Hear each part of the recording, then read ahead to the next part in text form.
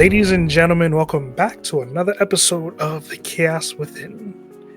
Today we are going to get crazy.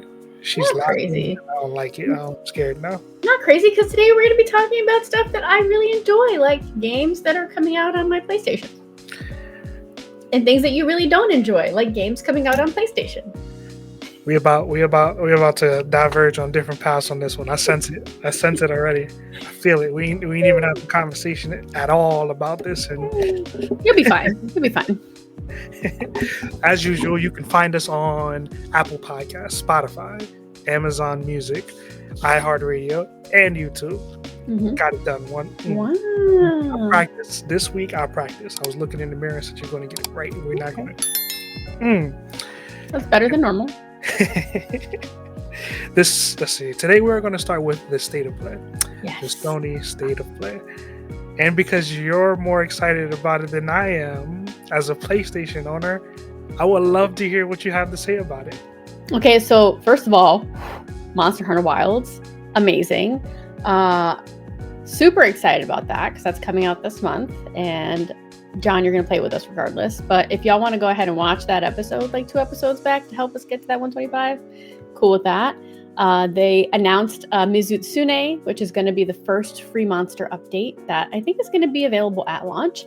And then there's another free monster update that's going to be happening in spring as well. So super excited about that. Details to come on that one, but I'm excited for it. And you're going to be excited too. Yeah. Not at all. Not at all. Let's see. Next, they had the Sonic Racing Cross World. There's going to be some closed network tests coming on the 21st of this month. So another cool thing that you can try to jump into. Sounds really fun. There's a new Digimon story. I'm not really a Digimon person, but like I feel like that one's probably going to be cool. The story looks cool. I'm not really familiar with the lore of that. Like I think Digimon was after my time because I came after Pokemon, right? Yes, kind of. Kind of. No. Yeah. Pokemon was enough for me, so let's see. Lost Soul Aside comes out May 30th. Now this one actually looks really fun. The game actually looks really cool.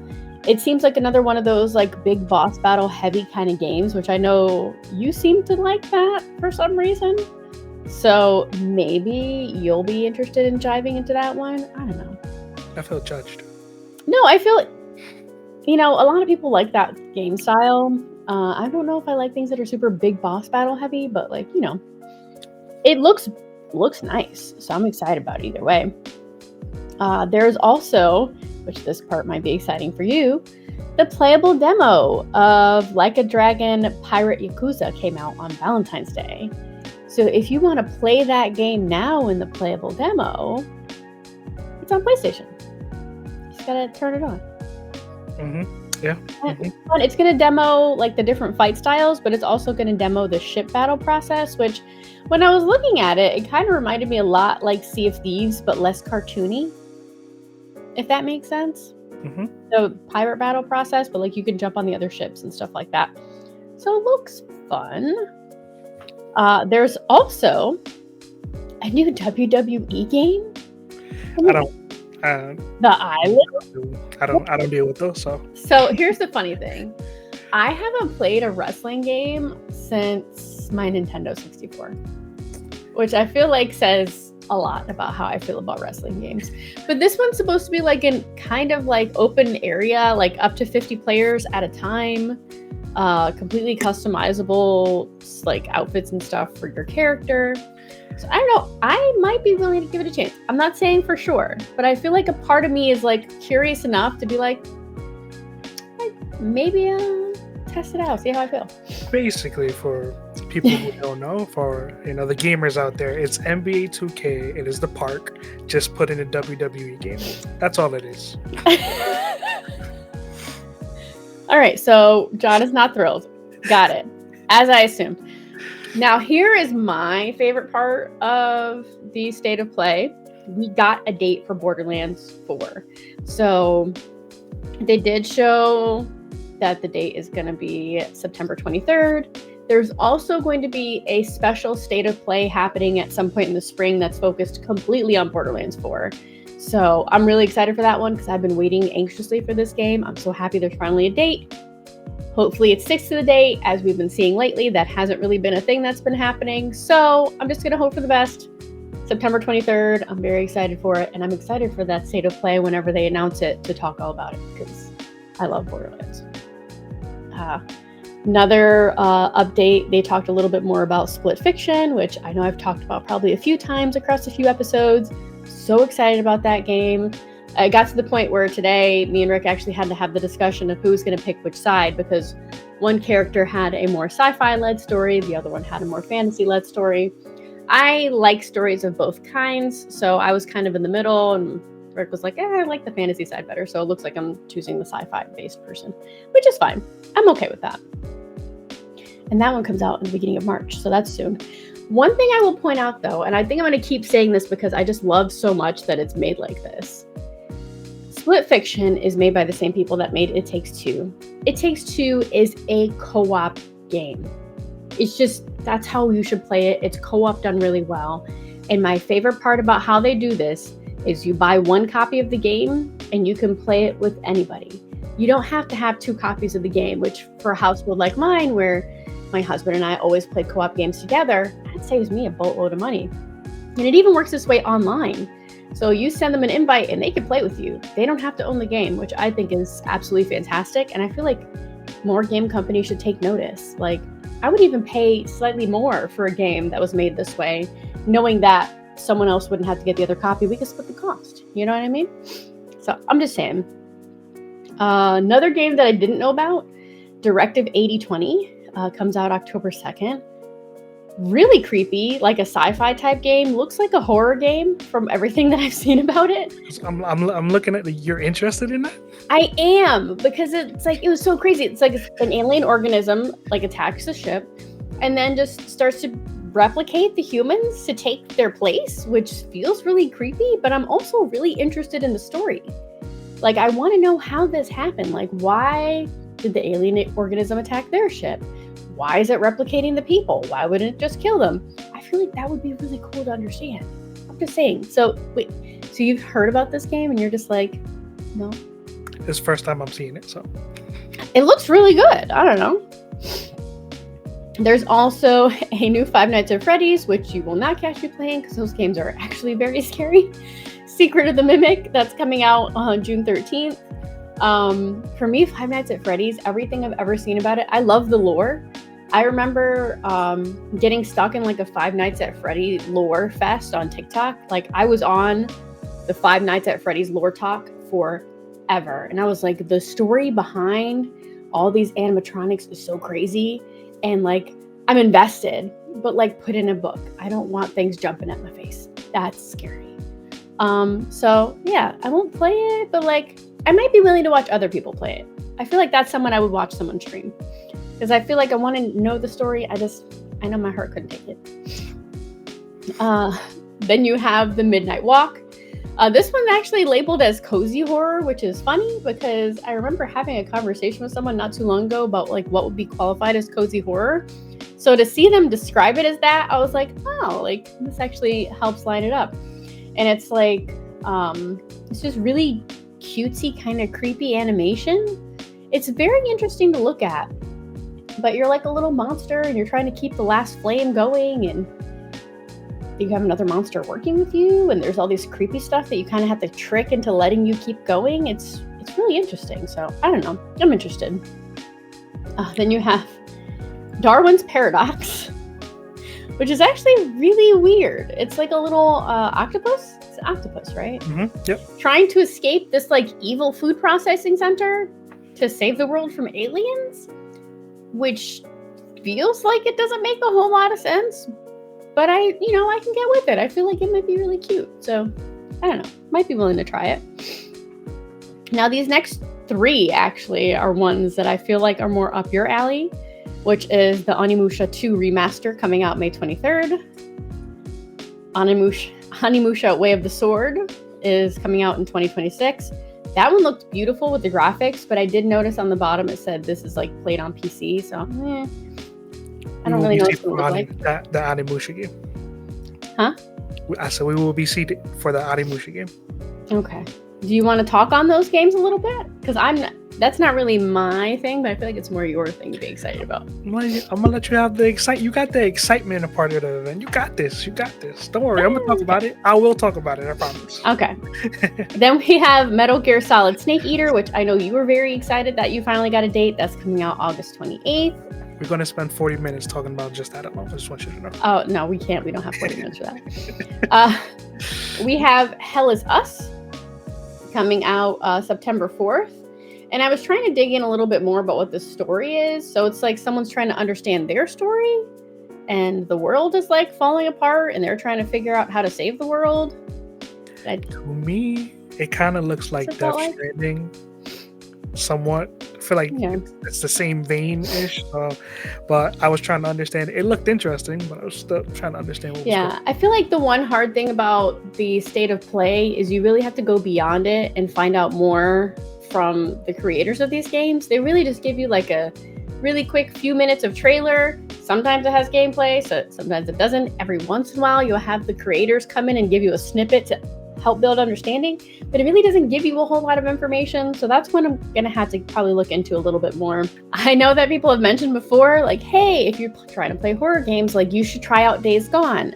I hadn't really looked into it. Today I saw that their Days Gone remaster is actually coming out with new content, as well as the remaster itself. That includes things like Horde mode, which is absolutely not for me. That was way too many zombies that I saw in the trailer. So I was like, I'm gonna pass. But that comes out April 25th. So if you're interested in all those extra modes, you want to play the game remastered, it's there for you. We also have Lost Records Boom and Rage, which is going to be a PlayStation Plus game. So I'm super excited about that. The first tape, of course, comes out February 18th. I might have mentioned this a couple of episodes ago. And then tape 2 comes out in April, so you will see me streaming that if you're curious. I am super excited, and I feel like today's trailer on the State of Play kind of showed a little bit more, so I'm really excited to play this just because it's a dual timeline, and what's happening in the past, your decisions in the past impact what happens in the future, which I think is such a cool way to play. So that I'm excited for. You know me, I love story driven. Let's see. Oh, Mind's Eye. Mind's Eye felt a little too real for me. Why? Because the premise is AI and human greed bring humankind to the brink of collapse. And that feels a little bit too much like the simulation we're currently living in. So I'm going to play it anyway so I can prepare myself mentally for what might happen to us in the near future. But horrifying. Didn't get an exact date, summer of 2025, which is promising. That's really not that far away. We're almost in the spring, so I'm excited about it. But yes, it's just a little too real right now. With all these investments in AI technology, we've got robots that are pretty smart. It's kind of scary. And human greed's gonna human greed. What else is new? And then we have Saros, which is supposed to be coming out in 2026. I don't know if you've ever played Returnal. I have played Returnal. So good. So this is just like that. I'm pretty sure it's made by the same game company. Yeah. Yes, it is. So basically he's, the eclipse causes the death of the planet. So he's reliving his life over and over. And every time he dies, he comes back. The world's a little bit different, but he's smarter. He's learned things. He's built understanding about what's happening in the world around him. So I think this is going to be another really cool entry into the kinds of games that they make. I'm excited about it, although Returnal for me took a bit before I warmed up to it because I was getting really frustrated that the whole world changed and shifted. But it is what it is. Eventually you get to the end and it doesn't feel so bad. It almost makes me want to go back and play Returnal again. I do have it floating around here somewhere, so maybe we'll give it another pass through. It gets frustrating. It gets really frustrating because you feel like you're starting over, but you're not starting over, but you kind of are. I don't think I finished it specifically because it was on PlayStation Plus, and in the middle of me playing it, it came off of PlayStation Plus, which is why I didn't finish it. So no, I actually have the game, so a little different. But yeah, it's a very frustrating game if you're the kind of person who kind of memorizes where things are to get to where you need to go, because everything is in a different place every time you die. So it's like the process of how to do it is the same, but where it's located, it's vastly different, which is just like, okay. But I feel like, I want to go back and play that game again, and also maybe just give this new one a try and see how I feel about it. But that one doesn't come out till 2026. They didn't give us a season, so really it could be the end of 2026 for all we know. So I'll leave it there. Potential stream game? Potential. Since I stream primarily on Twitch now, it's okay if I drop a load of F-bombs. So I just have to be realistic with myself. The games I play now have shifted a little bit because I am not restricted by, TikTok's need to not let you swear very much. She is becoming her true self. I am. Evolution. Not really. I don't think I could ever swear as much as I do in real life on a stream. You don't swear at all, but it's okay. I do, but it's okay. It's all right. You can keep living that lie. It's all right. Is that all you got to say about it? I think so. I mean, I wrote down Tides of Annihilation, but then I forgot what I liked about it. So I was like, eh. So overall, how did you like that? The state of play? Well, one, I'm excited we have a date for Borderlands 4. I was excited to see a little bit more gameplay on some of the games that I was excited about, like Lost Records. I was really excited about Directive 8020, which I know is not at all my game, but super excited to see about that. So I feel like there's a lot of really good stuff coming out for gaming. And I think that we've had this conversation before too of 2025 is a good year to be a gamer. There are a lot of hits coming out. Like, if we could just keep EA from ruining things somehow, like we're on a good track. We got it. We're good. But, fingers crossed, maybe this N7 day this year, I'll get something good about Mass Effect. And if not, then I'm just going to blame EA. I'm just going to start writing EA letters. You're going to disappoint yourself. So we're just not going to, N7 days are going to come and go. We're not even going to talk about it. It's so depressing. How did we get here? Truly, how did we get here? It's fine. It is what it is. Assassin's Creed Shadows is coming next month. I have decided it is going to happen. It is not going to get pushed back again. I'm going to get my game, and I'm going to play it, and I'm going to enjoy it.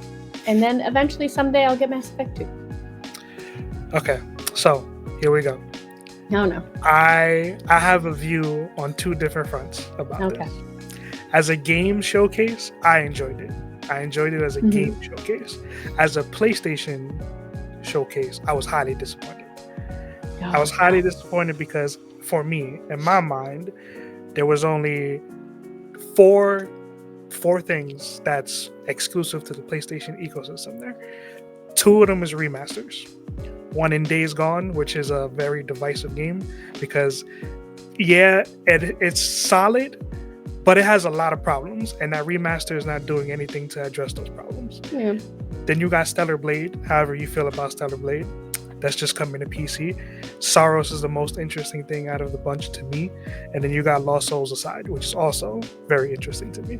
So I think there was a total of maybe like 15 games or more shown. And that's, the PS5 Pro just dropped for the people who bought that.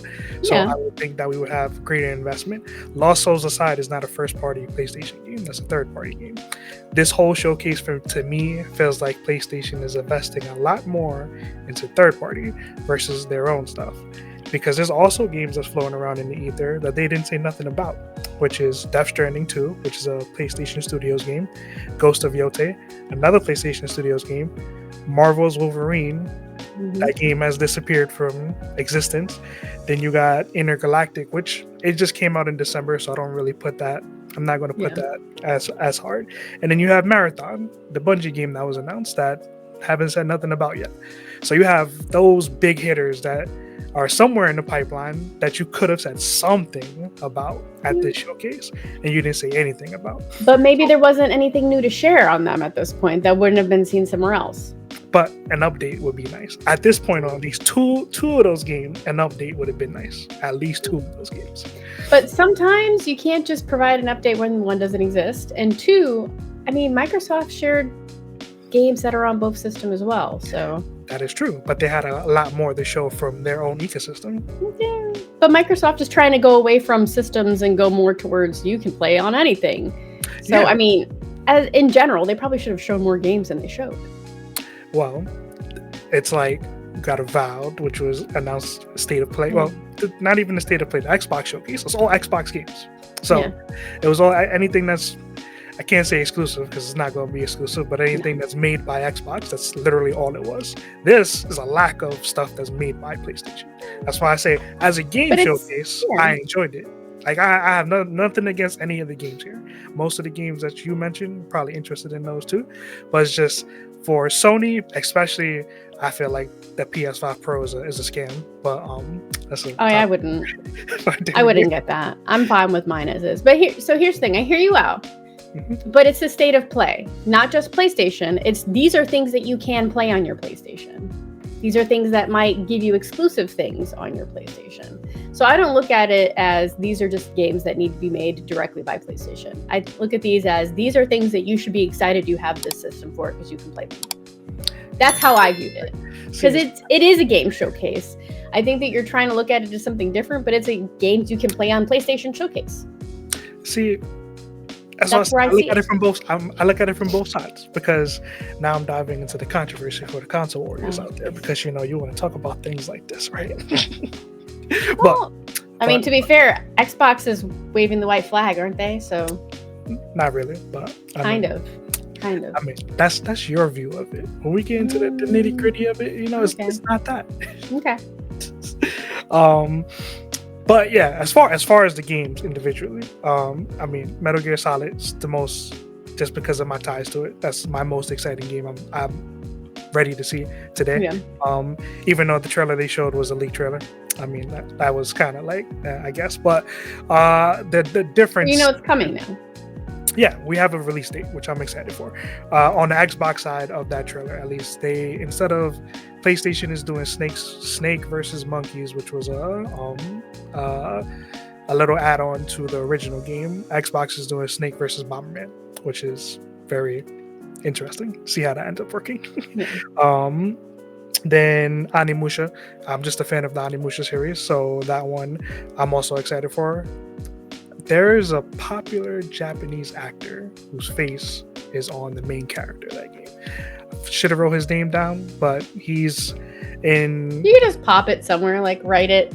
Yeah, and when you get his name in the forget the exact title of these, what we call these movies too, but ancient, not the word I want to use, old black and white samurai movies. He's a very popular actor in that. Yeah, I said ancient is the wrong word.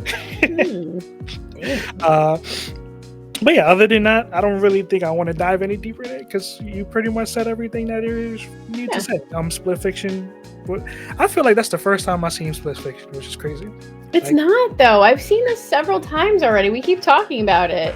That's I'm like, it's gonna be such a good game. I feel like this is the first time I'm seeing it. What is happening here? Like, I keep mentioning it to you too, so like clearly you didn't look into it, but whatever. I guess it's made by the same people that made It Takes Two. It Takes Two is a very fun game, but I feel like this is a slightly more serious, maybe less cartoony version of It Takes Two.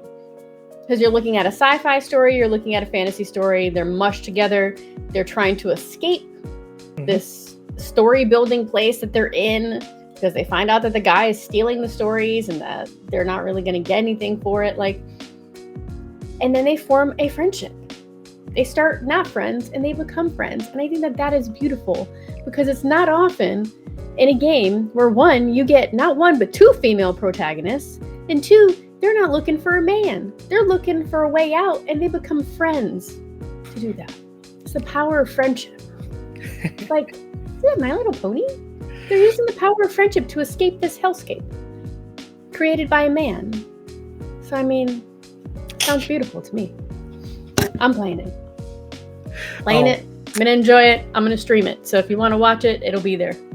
So, and I'm going to especially enjoy buying one copy and playing it. I'm going to touch upon Jesus. Lost Souls aside. Oh, go ahead.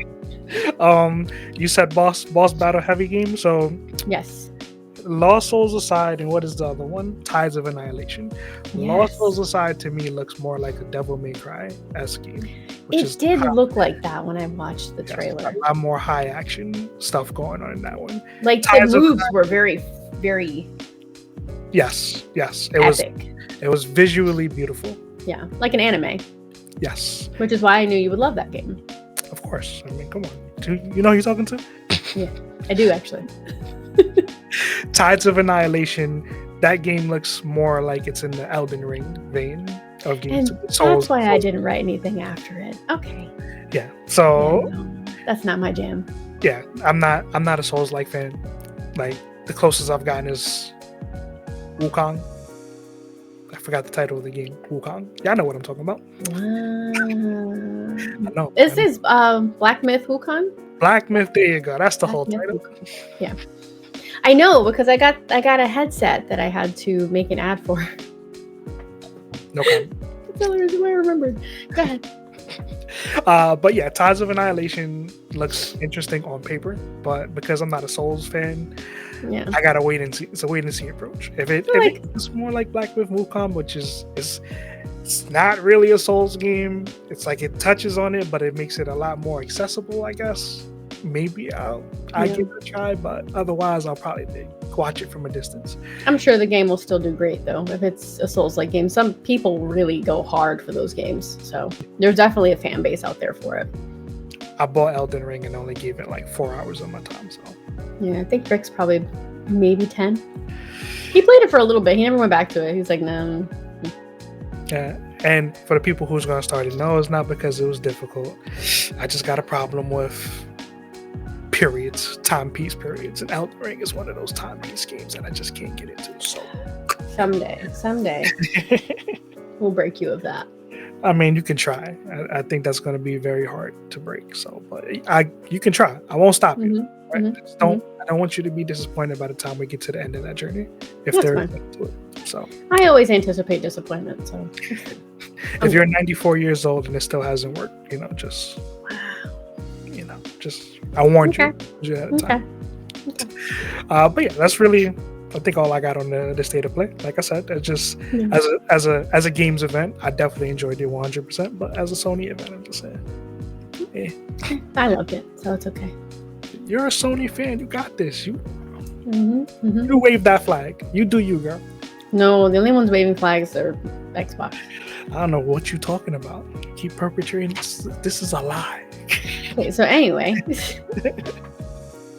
So we can segue into a question that we got. I think this is the perfect time to talk about it. So,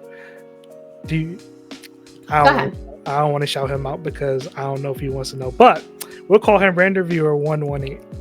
He left a comment for us. I'm going to put it on the screen.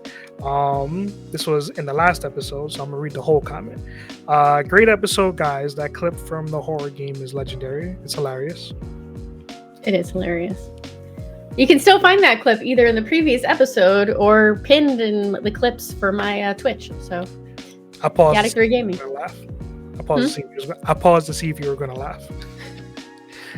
Because it's so fun. So here's the thing. That clip was so funny that Rick, when he was having a bad time at work, went to watch it so he could laugh too. It's bringing joy to the masses. You should just feel proud that you were part of the process. You were saying, why me? It was because you were going to bring joy to the masses, John. It's funny because in the video, I didn't realize it until maybe the fourth time listening to it. I was like, I was really in the background saying, why me? And you sounded so far away because it snatched you up by your ankles.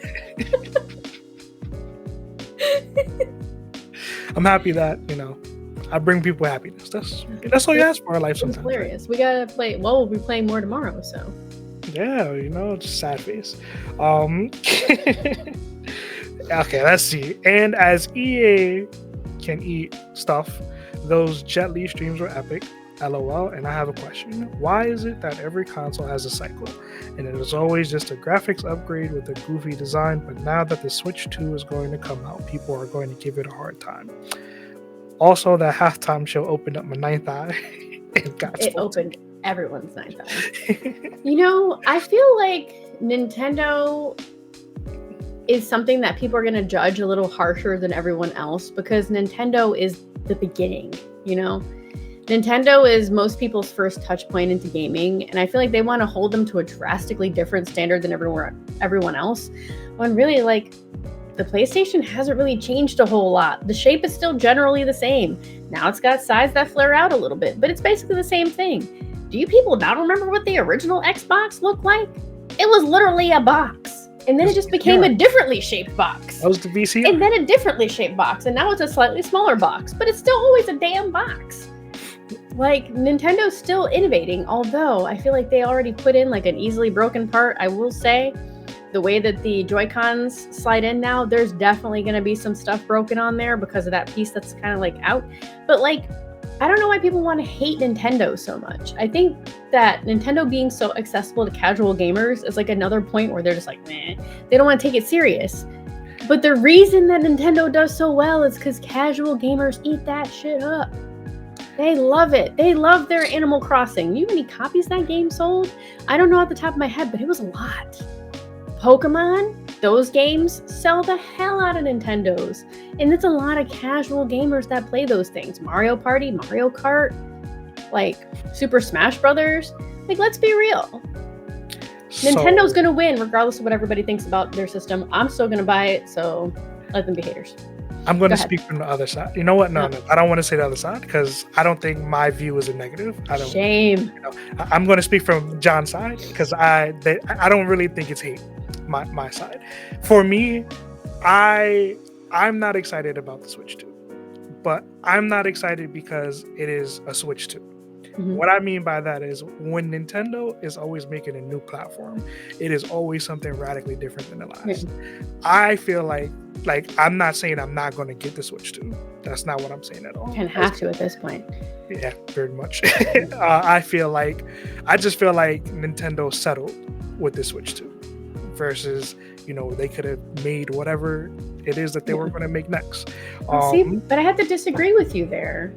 That's and I normally don't jump in on that, but I feel like Nintendo found a formula for success. People like being able to play their system on the TV, or take it with them and walk away to wherever they're doing. Like, I can start playing my game on my screen and say, "Oh crap, I got to check on something," that's happening over here in the house, and I could take my game with me and go check on the kids, or I could go cook something because women stay in the kitchen, or whatever. I could have my Switch out while I'm making a sandwich. That's real life. I'm not. If I'm going to wait, to pick up my kids from somewhere, because the reality is I'm a mom. I do a lot of pickups. I can playing my Switch. I feel like that works. So why would they deviate from that? See, I'm not saying that whatever could have came next has to not be that. That's not what I'm saying at all. There's only so many ways you can do that, though. Yeah, but I just feel like just being a Switch 2 is just it's not Nintendo. That's me. I'm not arguing that it should be a home console. I hook up to my. That's not my argument. I'm just saying for what Nintendo is doing, or based on Nintendo standards, because we jumped from Nintendo, original Nintendo, Super Nintendo, then we had Nintendo 64, jumped to the GameCube, then we got the first Wii, then we got the Wii U. With the first Wii and the Wii U is radically different from each other. But I feel like the Wii U set up everything that was to come after that. Yeah, and that's why even Switch, when it went to the Switch, I love the Switch. Then it's just we just go on the Switch too. It's if it ain't broke, don't fix it. It's no different than the PlayStation and the PlayStation Pro. It was just a graphics update. All right. So that specifically PS5 Pro, I hate it. I hate. I do too. I don't like the mid-console upgrades, and I hate them because it's such a marginal thing to get that they sell it that is more power, but then the games that come out that's not really matching what that's supposed to be. If PS5 Pro came out and there was just a whole bunch of games that were with it, that's I need to have a PS5 Pro to experience it. That's one thing, but it's just out. And a lot of the games that even recently come out from PlayStation is mostly remasters. Horizon does not need a remaster.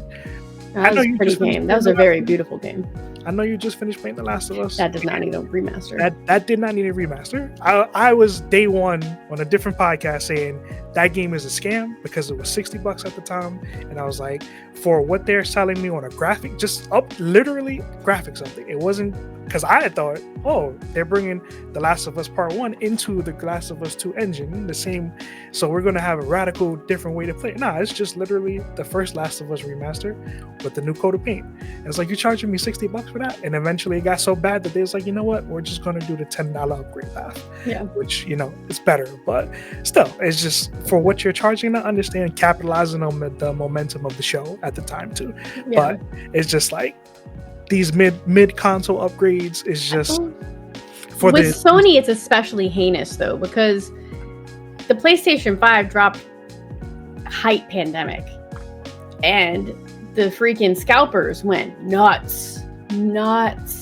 But this time, people couldn't afford to pay their prices, so people just went without until they can get one direct. Which meant a lot of people waited a long time. So it didn't even feel like anybody really had the PS5 for long enough for them to need an updated version. Like, I still know people that were just getting it last Christmas. So it's like, it felt really wonky with timing. And I think it's because they didn't really read the room. Like, it took regular people forever to get their hands on the regular system. And now you're like, you're already dropping an update? Like, I just got this a couple months ago. What do you mean? When really, it's been out for years. We just couldn't get it. Like, I got lucky. When I got it, I got one from PlayStation Direct, and the day that was set to be delivered, I happened to get the other one that morning. A local Target did a drop, and I just happened to get an order in for pickup. So I actually got both of our PS5s on the same day. Craziest luck of all time. Should have bought a lotto ticket, because that was in March. So that was shortly after they had released, and I was lucky. But like, to drop a PS5 Pro so quickly after that just feels icky. And like I said, because it doesn't really have anything that makes it worth it as well. So it's just, I think we answered to our best of our ability. Yeah, and you know what? I'm still gonna buy it. I'm gonna be very careful with my Joy-Cons, because that one piece that sticks out does look like it's gonna be easy to break, and I'm clumsy. But people are always gonna find a reason to hate on something. I mean, gaming in 2025 is a big example. There are a lot of games where there's women leads, and every single one of them, there's been endless comments of people being mad. People just want to be mad. And it's easy to be mad when you're just typing behind a screen. Would they shout it in the street? Probably not. And those people is what I like to call the vocal minority. Yes, with their itchy Twitter fingers, because I will never call it X. And they're the loudest people, which is why this sucks. Yeah. It's fine. Because here's the thing. Nintendo, their sales speak for themselves. If the right games are dropped when this launch happens, they're fine. I'm out. Honestly, I will never be worried about Nintendo. Nintendo always sells. And it's because they're not just for hardcore gamers, they're for everyone. And that's why, like, even I would say Nintendo is the most reliable in the aspect of just always having something available. Like, I fully expect when the Switch 2 is dropped that there's probably going to be some Mario game dropping with it. Oh yeah, or Zelda, or Pokemon. Yep, one of those three. Something's good is coming. An announcement of the next Super Smash Brothers game. Like, just that featuring Master Chief. Gonna be a rotation of something going on with Nintendo. I feel like that's reliable. And those are going to be things that sell the systems. They always do. They always have the games that sell the systems. Yep. I feel like right now with PlayStation and Xbox, they're on two different sides of suffering from the pandemic. Because I feel like early on in the life of at least the Series X, they had nothing, and that was because of the pandemic. And I feel like PlayStation in the beginning was dropping a whole lot, and right now, but no one could play they canceled the whole lot right now, which is also part of the problem. That's another thing I gotta acknowledge, that they made a bet on live games as a service, and they canceled a whole lot of games that was supposed to be coming. So games as a service is terrible. Listen, game companies, we don't want it. We're not going to buy it. Just stop. Microtransactions are for mobile games, and that's why I don't play very many of those. So this is a time for me to I'm gonna bring up an article, and you can comment on it, and then we can move on. The EA, I believe it was EA, but I hope I have the right game. They made comments that they believe that Dragon Age Veilguard, they believe would have sold more if it was a games as a service. Absolutely not. Having played that game, if that game was riddled with microtransactions or whatever, I would have absolutely not even continued with it. I feel like what really killed that game was, and I hate to keep belaboring this point, but it's their lack of depth in the story. The story felt very one note. Like the side missions with the companions, some of them literally took 5 minutes, which felt so dumb. We could have had this conversation at the lighthouse. I loved the game in spite of those like companion missions because that wasn't the main story. The main story is what pulled me through. The fact that all of my decisions mattered, and they let me know, like, hey, the reason why this guy is treating you like an ass right now is because of this. They would tell you that in the corner, like, remember that time you punched him in the mouth? Yeah, he's not gonna listen to you right now. Like, those are things that I really enjoy in a game, and I feel like if they focused more on that aspect of the game and focus more on really fleshing out the companion missions, because I feel like that's something that's always been really fascinating about those kinds of games, is building those relationships with your companions. And it felt like that was way too fast in this game. You didn't really have to do a whole lot to really earn their trust. It was just like, hey, do a couple things for me and we're good. And I don't know, like, I feel like that is where they failed. They were so focused on the main story that they didn't really flesh out all those side stories like as best as they could. And had that been a game as a service, it would have done even worse. I can guarantee it would have done even worse. There's no way. You just finished The Last of Us. See how that is? I did. I did finish The Last of Us, and I did Last of Us Part 1. And I did the Left Behind DLC as well. The entire experience? I did the entire experience. Yeah, because I feel like I don't like half-assing things. I like to fully understand the story behind the characters. And I feel like that Left Behind DLC was so well done. Because it had, like, I always knew when it was going to switch to past or present, because it felt like you just hit like I could feel the internal checkmark sound. Like, I was like, all right, now it's going to have me go this way before it shows me how this ends. But it was a really good way to show her doing everything in her power. She was finally standing on her own 2 feet. She was surviving, and she was doing everything she could to save Joel, because this is the first person she's gotten attached to in a very long time. And then it brings you back to the first person that she lost, that she was truly attached to. And it was so well done. And I think like the whole story as well of Last of Us Part 1 was just amazing, because you had Joel started off as this single dad who just loved his daughter and wanted to save her life, loses her immediately, is absolutely heartbroken, but can't stop because he has a little brother to take care of. And you hear little snippets about how rough those years were and the kind of horrible crap that they had to do to get through it.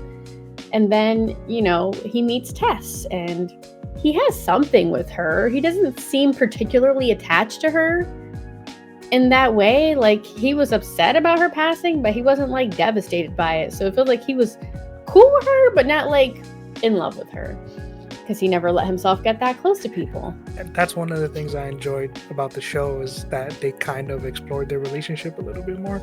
Yeah. Like, I wouldn't say too deep, but they gave us a little bit something more to go on. Because like you said, the game doesn't really give you in a the lot. Game, they seem like friends with benefits that did jobs together, if I'm being honest. Yeah. So he was like, oh man, she dead, we gotta go. But then, you know, he's trying so hard through everything to not get attached to this kid. And he just can't help it. Like, he probably sees his daughter in her. And over time, he becomes so attached to her that when he finds out that, like, she has to die for this cure to happen, he's like, oh, hell no, I'm killing everybody in this place. And did. He killed everybody that he could. And then he ran out of there, and he didn't even let Marlene get a chance to go after him after that. Like, crazy. I also started Last of Us Part 2, so already mad at that game. Let's just start there. But yeah, we could talk more about that when I finish that game, but oh yeah, I will not say that I have not had Abby accidentally get eaten a couple times just out of spite. I'm just saying. I might do that a lot of times. I might see a bloater as Abby and be like, you deserve this. But, you know, it is what it is. It is what it is. So, right, let's go back to your stream, the ending. Let's talk about the ending. Let's go into chaos. Okay. I think we are both in agreement that Joel is in the wrong for his actions of killing everybody. Was that your point? There was something that you said that I was in agreement on. So Joel in particular. I said that while Joel's methods might not have been stellar, I wholeheartedly understand, as a mother of daughters, why he made the choice that he did.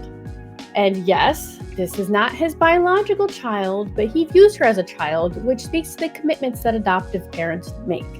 Once a child is your child and you care for them like your child, they are your child regardless of blood, and that is how it works. Would I kill an entire building of people to save my child? Yes. Is it necessarily the right thing to do? No. But will that stop me from doing it anyway? No. I would do anything for my kids. And I feel like in that moment for Joel, that was Sarah. That was his baby girl. And he was not going to let anybody hurt her. They could find the cure from somebody else. Do I think he should have killed all the doctors? Probably not. He should have said, y'all get out of here and I'll let you live. But she's not dying here today. Perhaps then, part 2 would have started a little bit differently.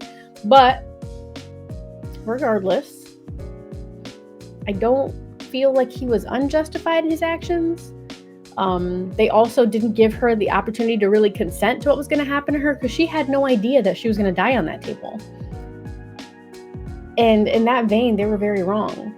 That, by essence, as a person that has done research in the past, because I do have degrees in psychology, part of that is doing research. You have to do that at various points to get your degree. The number one thing with research is that they have to be able to fully consent to the best of their abilities. You're telling me that you're going to kill this girl and she doesn't know that she has to make the ultimate sacrifice? Like, you wouldn't even give her a choice? And not only that, but she's not even old enough to make that choice. Like, how do we know there's not fully grown adults that could help you right now? And yes, she might have been their only hope in that moment, but based on what they give you in the lore of the game, and based on everything I know about how scientific research works, they had a hypothesis. But it could have been wholly incorrect, and now this 14-year-old girl, maybe 15 by that point, because they were together for like a year, is gone on a hypothesis, which is absolutely mind-blowing to me, because as a doctor, the first part of the Hippocratic oath is to do no harm. And here they are doing some serious harm with some hopes and dreams ideas. So this is my difference of opinion on the matter. No. There's a whole difference of opinions because it's the light that is painted in. When you're talking about being as a parent, right? I agree with you. If I was in that situation, probably I would have never brought her there. I would have made the same choice as Joel. But I have to always tell myself when this conversation comes up about The Last of Us, I have to remove myself and go with the story that the game is telling me. Focus solely on that, and that's why I feel like it wasn't coming through in comments. But this is a big difference, a very big difference between the game and the show. In the game, when you collect everything in the game, they are speaking in a certainty that they had a plan. They had an plan of action with her as far as the cure. I will come back to the consent thing. But as far as the cure, in the game, they are speaking a lot more. We know what we got to do to get this out. We have everything in place and we got all that. So we're good to go. We just need to do this because we have everything tested. We already know how it works. That's where the game comes from. The show speaks from what you're exactly talking about. Everything was unplanned. We just going with the seat of our pants. We know she's immune. Let's get this, but we don't know what comes next. And that point is where I'm with you. But for like the game, I'm just like, nah, I don't feel that way because what they're telling me in the game is more like, yes, we got this done. From the standpoint of the uncertainty, which is the point that the show tackled it from, I enjoy that a lot better because that's more real. That seems like more. I feel like the game was lying to us about that. You can't be certain until it's done. Yeah, so that's why that's where my disagreement comes from. In terms of his actions of killing everybody, I don't think he needed to kill everybody. I think you said that. Because even so, he could have left the doctors alive. I feel like if he didn't kill the guards that he did up to that point, they would have killed him. Yeah, he had to kill them. I think we're in agreement of we don't know what's in the entirety of the world. So who's to say that Ellie is the only one immune? Yeah. Right. So like, even though I feel like that No spoilers. So back to consent. I feel like when y'all say the consent of her allowing to do it, I feel like that immediately gets addressed after it happens, which is her having a conversation with Joel saying, hey, I had all these people that I made sacrifices for, and this is what I felt was worth it to me. And when he lied to her, I felt like that kind of told you everything she needs to know about where she was. If she knew that she was going to die, she would have told everybody that, yes, I want to do it because this sacrifice is worth it for me. But so they didn't give her that opportunity, and that's what spoiled it for me too. Yes, and that's why, like, between Joel and Marlene, neither one of them gave her that choice to make on her own. So that's where, I feel like agreement. I think we're in agreement. Yeah, because there's two people that were sworn to protect her, but neither one of them let her make any choices on her own. But also, she's still a 14-year-old girl. Her brain's not fully developed, and it's riddled with inactive fungus. So what does she know? Inactive fungus. I mean, it is. She's not turning, it's inactive fungus. But you don't know if that also might be having an impact on her reasoning capabilities as well. Because when a person gets a brain tumor, they start doing some wild stuff depending on where it is. And that's why I need to let you finish part 2 before we go any further in this conversation. If we can't. No spoilers. Okay. Because we're definitely going to revisit all of this by the time you finish part 2. Yeah, which hopefully I can get through quickly because Lost Records comes out like tomorrow. You can do it. I believe in you. 24-hour stream starting tomorrow. Let's go. Oof. I mean, I got to work this week.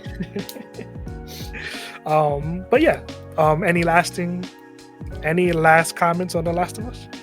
No, I think overall, it is wholeheartedly not something I ever would have played, let alone played on stream. But I feel like this game was a good way for me to surprise myself in the kinds of fear that I can manage without going into supreme panic. I did have moments where when there was too much stuff happening, I got very overwhelmed. So it was good to have that reminder of like, just breathe for a second, because my anxiety kicks in and I'm just like, no, I'm going to die. And I freak out. But for the most part, I think I did good. Huh? Perfect moment to come back to The Last of Us is not a horror game. It is not. It's not a horror game. It's very tense moments. Yes, it has those tense moments, but it's not a horror game. Yeah. So, now we start the best segment of the show. Sherry's D&D corner. Sherry's D&D corner. Oh man. So we did get some questions on one of our TikTok videos for this. So I wanted to go through them like one at a time. I'll probably go through them in the order that we got them in because that feels like it makes the most sense for me. So this first question actually comes from my husband, Rick Level 5, which of course he would ask this question because it's like D&D 101 as a bard. Can the bard really seduce the dragon? And I feel like the answer to this is typically the DM will let you roll your dice and whatever happens, happens. But understand, you don't always know the presumed sex of the dragon, and this might not be a dragon that you can handle.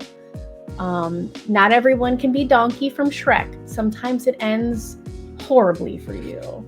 So maybe you don't want to nat 20 that one because it's going to hurt. Moving forward from that, because, that's crazy.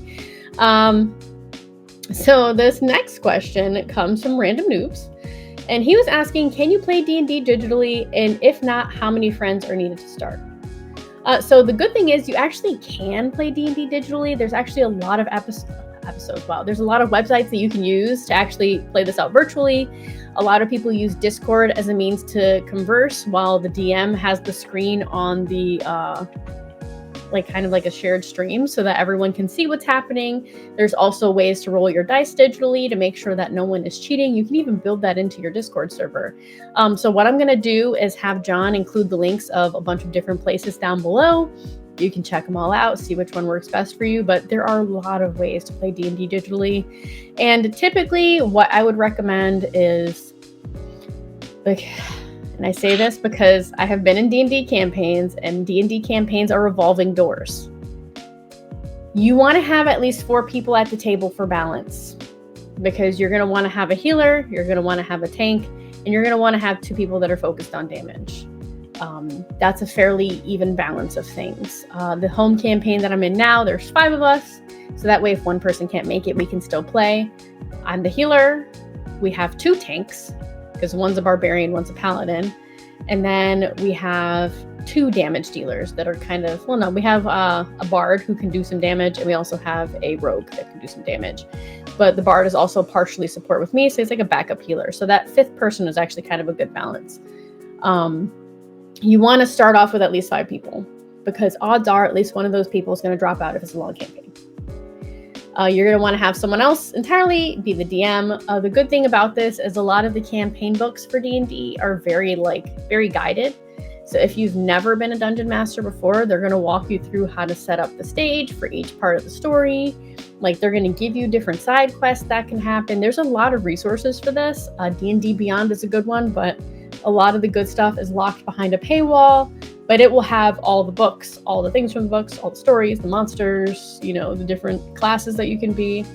But it really is beginner friendly for the most part. So yeah, start with at least 5 people, because odds are at least one of them is going to drop out. If you can start with more than that, even better. We had a campaign started with, let me see if I can do the math, I think there was like 8 of us. And by the end of it, we had gone through so many people that only like 5 of us were original to the campaign, and then we picked up another person who was a 6th. And that was like after going through people.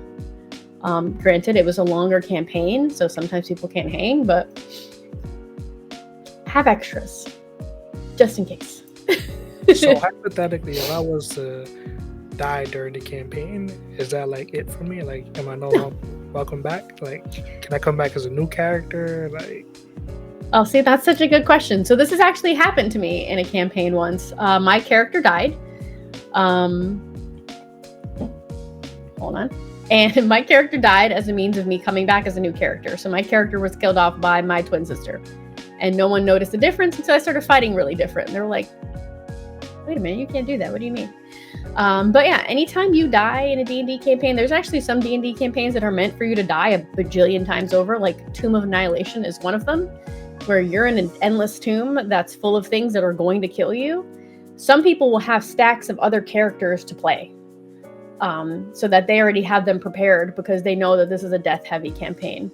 Normally what will happen is if you do die, you'll go off, create another character, and the DM will find a smart place to kind of bring you back in. It's the same thing they would do if someone new comes in later on in the campaign. Like, you'll find, like in the home campaign that I'm in now, we were adding in that 5th person after we started. So he ended up being a prisoner to these guys that we were going to attack the stronghold of. We found him in the basement, like in a cage, just kind of stuck there. We broke him out of the cage and he joined us.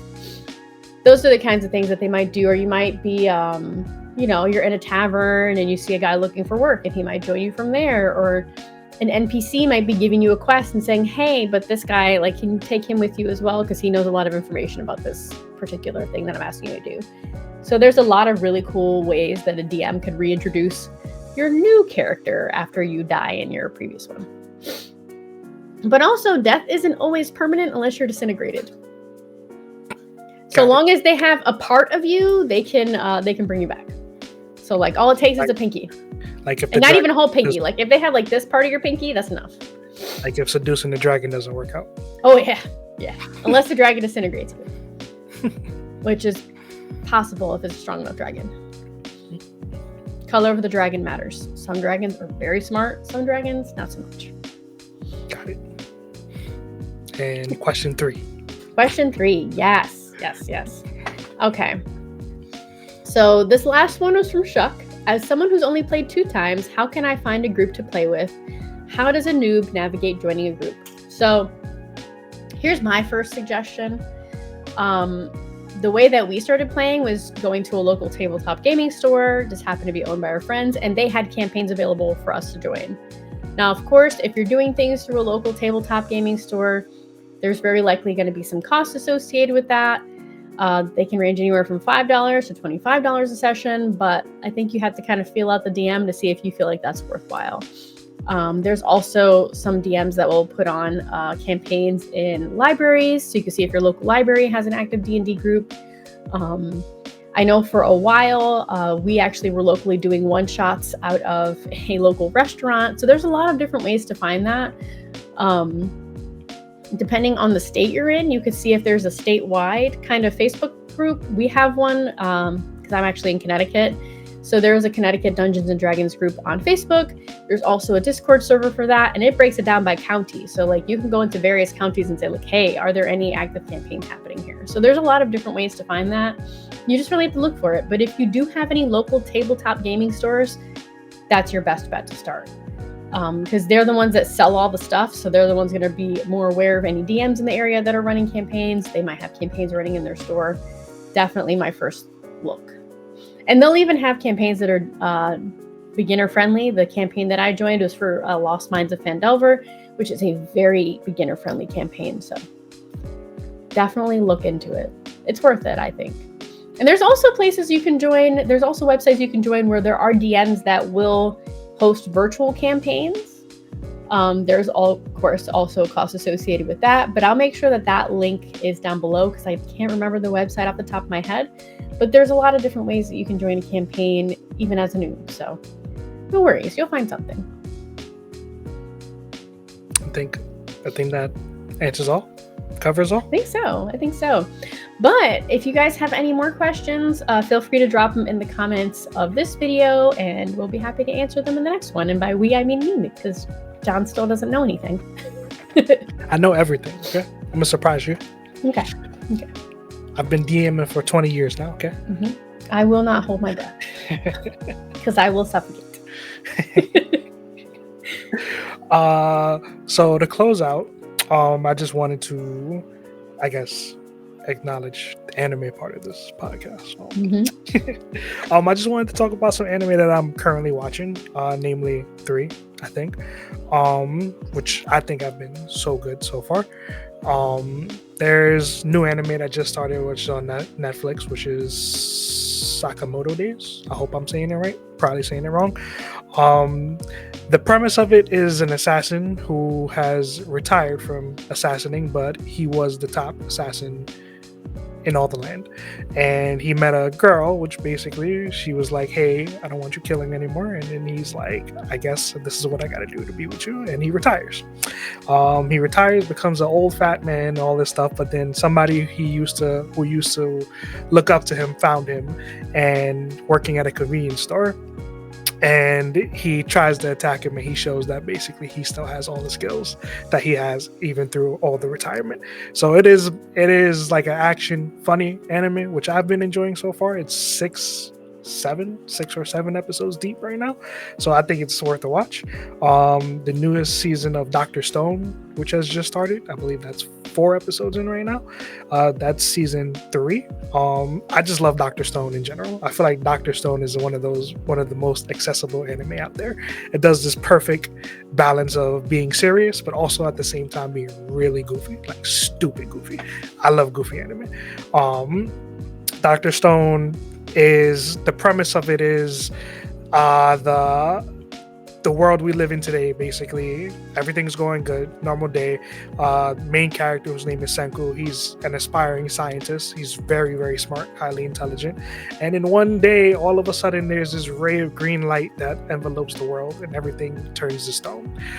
In this time frame, he is able to keep his conscience going, so he understands that he's in stone, but he's keeping his mind going. But eventually one day the stone just cracks and he breaks out of it.